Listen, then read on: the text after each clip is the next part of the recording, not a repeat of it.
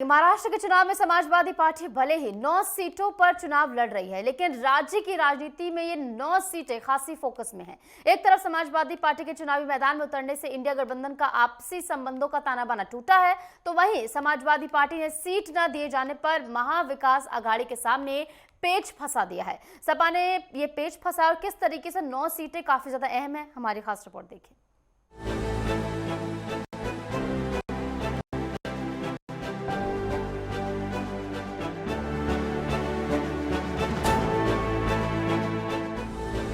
महाराष्ट्र चुनाव में महाविकास अघाड़ी का घटक होने पर भी सीट न दिए जाने पर सपा ने ताल ठोककर 9 सीटों पर अपने उम्मीदवार उतार दिए। इनमें महाराष्ट्र सपा नेता विधायक अबू असीम आजमी की सीट मानखुर्द शिवाजीगढ़ भी शामिल है। सपा को पिछले विधानसभा में 2 सीटों पर जीत हासिल हुई थी। इसमें मानखुर्द शिवाजीनगर और भिवंडी ईस्ट की सीट शामिल है। सपा इस चुनाव में 3 सीटें चाहती थी। महाराष्ट्र की चुनावी सरगर्मियों के बीच सपा नेता अखिलेश यादव ने मुंबई का दौरा किया था और 5 सीटों पर चुनाव लड़ने की इच्छा जताई थी। लेकिन सपा जिन 3 सीटों पर चुनाव लड़ना चाहती थी, वहां कांग्रेस और शिवसेना यूबीटी ने अपने उम्मीदवार उतार दिए थे।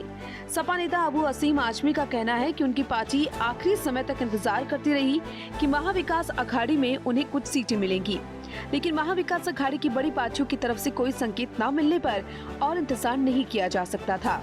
सपा इसके लिए दिल्ली जाकर सीट शेयरिंग के लिए गुहार नहीं कर सकती थी। सपा ने 9 सीटों पर उम्मीदवार खड़े कर दिए।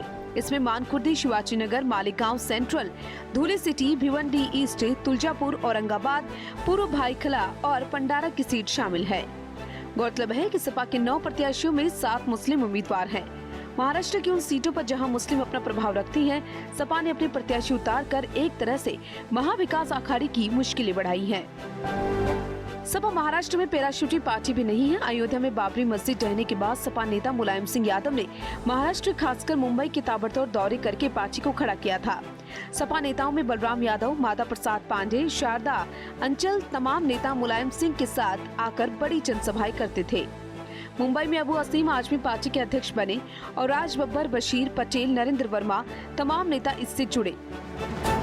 देखते ही देखते मुंबई नगर पालिका में मुस्लिम लीग के सभी काउंसिलर रातों रात सपा में शामिल हो गए।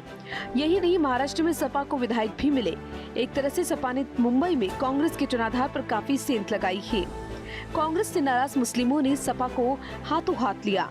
मुलायम सिंह यादव की सभाओं में अच्छी खासी भीड़ उमड़ती थी। इनमें मुस्लिम और यूपी के हिंदी भाषी लोग शामिल थे। हालांकि बाद में सपा अपने वो तेवर कायम नहीं रख सकी। फिर भी तब से अब तक समाजवादी पार्टी एक तरह थर्ड फ्रंट की एक धुरी बनकर रही है। विधानसभा में भी उसे प्रतिनिधित्व मिलता रहा है। सपा को जिस तरह हरियाणा में सीट शेयरिंग में महत्व नहीं मिला, उसी तरह से महाराष्ट्र में उससे किनारा किया गया। लेकिन सपा ने हरियाणा में तो किसी तरह की प्रतिक्रिया नहीं जताई, लेकिन महाराष्ट्र में सपा के तेवर सख्त हैं। सपा नेता अखिलेश ने मुंबई में स्पष्ट कहा कि उनकी पार्टी इस बात की परवाह नहीं करेगी कि परिणाम पर क्या असर पड़ सकता है। पार्टी का अपना जनाधार है। उसके उम्मीदवारों ने अपने बलबूते पर सीट जीती है। वह सीट मांग नहीं रहे थे, बल्कि उन सीटों पर दावा कर रहे थे। सपा अगर महाविकास अघाड़ी के साथ होती तो इसका फायदा गठबंधन को मिलता। महाराष्ट्र के चुनाव में सपा का उतरना दिलचस्प है। साथ ही मानखुर्द शिवाजीनगर की सीट खासी दिलचस्पी के साथ बनी है।